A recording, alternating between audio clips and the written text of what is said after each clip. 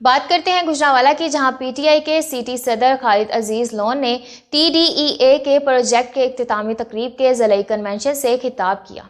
खालिद अजीज loan का कहना था कि अफराद बाहम मजदूरी की कौमी धारे में शमूलियत के लिए उनको सियासी और जमहूरी हकूक देना बहुत ज़रूरी है। माशरती इंसाफ और हकीकी जमहूरी निज़ाम की तश्कील के लिए अफराद बाहम मजदूरी की कौमी पहचान के लिए व्हील चेयर लोगो वाला शिनाख्ती कार्ड बनाने का अमल आसान बनाना चाहिए। अफराद बाहम मजदूरी को लोकल इलेक्शन में मुनासिब नुमाइंदगी देकर उनके मसाइल को बेहतर अंदाज में उजागर किया जा सकता है। सियासी और जमहूरी अमल में अफराद बाहम मजदूरी का सरगर्म किरदार वक्त की अहम ज़रूरत है। घरों में मुकीद अफराद बाहम मजदूरी को काबिल रसाई हुनर तालीम देकर कारआमद शहरी बनाया जा सकता है। अफराद बाहम मजदूरी की बहाली के लिए मस्बत व तामीरी पॉलिसियाँ बनाना हुकूमत वक्त की जिम्मेदारी है।